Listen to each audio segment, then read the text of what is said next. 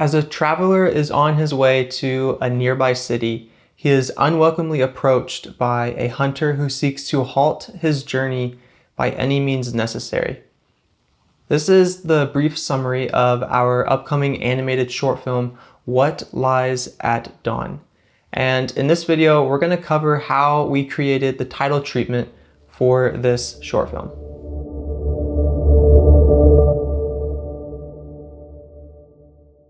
For those of you who don't know me, my name is Asher White. I am the founder and owner of Shaper Films. So what is a title treatment? Well, simply put, it is the visual appearance of a film's title. In simpler words, it's a movie logo. But before we make a title treatment for our short film, we have to have a title. This title needs to do a few things. Not only does it need to roll off the tongue and be easy to pronounce, but it also needs to give reference to the time of day that our story takes place in. This happens to be dawn. The title needs to give allusion to the deceitfulness of the hunter. To accomplish this, let's use the word lies in the title somehow. Lastly, the title needs to contain some form of dual meaning. Now that we have some criteria, let's think of some titles.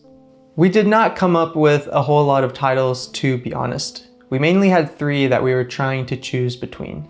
These were Morning Lies, Horizon Lies, and What Lies at Dawn.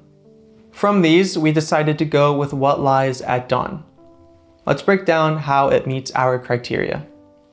Not only does it roll off the tongue, not only is it easy to pronounce, but it also gives reference to the time of day that our story takes place in, dawn.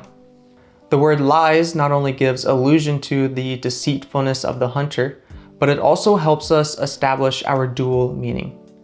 This dual meaning represents both the events that take place at dawn and the hunter's deceitful tactics that await the traveler. All right, now that we have a title, let's create a title treatment.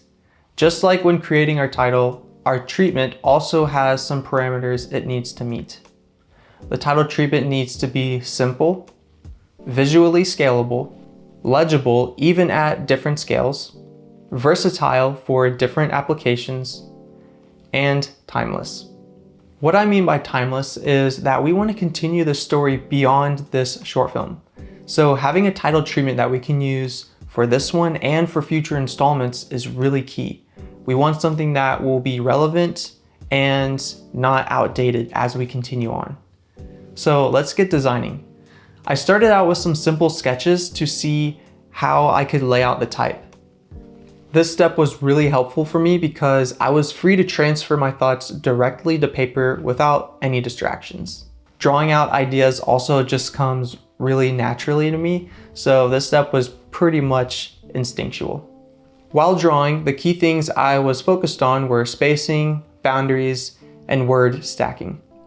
A good portion of the variations ended up having a tighter layout, while the others broke out of those tight constraints to be more free.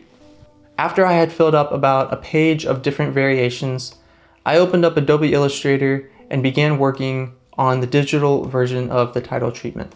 As you can see, I kept the title in all caps because capital letters really emphasize a subject, and this format seemed fitting for the epicness of our short film. During the process, I decided to move forward with some type of arch design or upward curve to symbolize the rising sun that comes after dawn. This is very important because the rising sun plays a crucial role in the last act of our story. Another thing I kept in mind while designing was the hierarchy of words. Our two most important words are lies and dawn, with what right behind. At is a preposition, so it can be at the bottom of the hierarchy. When it comes to sizing, spacing, etc., we want to keep this hierarchy in mind. For the font family of the title treatment, I went to Adobe Fonts and found a really nice one called Charcuterie Contrast, designed by Laura Worthington from Laura Worthington Type. The font is clean, but also a bit rough, The edges and varying thickness of the letters really complement the time period and setting of our short film. This leads me to mention that our short film takes place in early AD on Earth. Now, let's get on with our contenders. Contender number 1. The word dawn definitely stands out, but it's a bit big compared to the other words. It also has too much variation in letter sizing. There is too much negative space between the two rows. And lastly, I think the layout could be a bit tighter. Contender number 2. Not quite. Let's move on. Contender number 3. The straight slanted line looks more like a slash and doesn't quite resemble a sunrise. The words are too squished and the hierarchy of words is also not as present as I'd like it to be.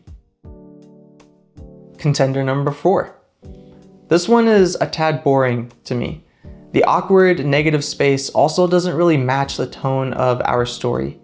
And for some reason, the offset letters give off an odd and strange feeling to me while at the same time randomly reminding me of clocks, which is definitely not an aspect of our short film. Contender number 5. The arch is nice, but the actual line reminds me of a planet or shooting star, making the treatment look like it's for a space-themed film. Our short film is definitely not a space-themed film. The word dawn is too tall, and what lies is a bit too squished. Contender number 6. Okay, we're getting closer, but it needs refining. It could be tightened a bit more, and I think the spacing between the two rows could be less. I like the way that the W and S creep into the bottom row. It would be nice to improve that design element so that the two rows fit together more snugly. Contender number 7. So this one was an experiment with a different font. As cool as it is, it makes me think of a pirate-themed story. Our short film is also not a pirate story, so let's disregard the font. But the way that the two rows fit together is improved. Contender number 8. Now we're talking. Let's add some more curvature. Let's make the word at a bit smaller to align with our hierarchy. Let's bring the tip of the letter A in dawn down so that it doesn't stand taller than the rest of the word. The W and S are fitting better with the bottom row, but let's continue to improve it. Contender number 9. This looks great. The at is smaller, but not too small for our hierarchy purposes. The words what, lies, and dawn do happen to be pretty similar in size, but I believe our hierarchy is still represented well. Plus, the arched squeezing and stretching of the words adds some visually appealing contrast. The implied upward arch in the spacing between the rows also accurately symbolizes the sunrise. The W and S expand enough into the bottom row to feel like they're grabbing on and tying the treatment up nicely and tightly. We can't forget about our parameters. Let's make sure it meets all of them. Is it simple? Yeah. Visually scalable? Yep. Is it legible even at different scales? Yep. Is it versatile for different applications? Yeah. And last but not least, is it timeless? I'd say so, but we'll see. At this point in the process, our title treatment is ready to be made into a negative version.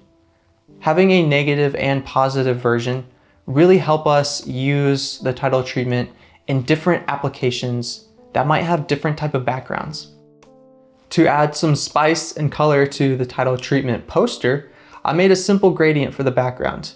To keep the gradient relatable to our story, I used colors that you would potentially see in the sky at dawn. And there you have it, the title treatment for our upcoming animated short film, What Lies at Dawn.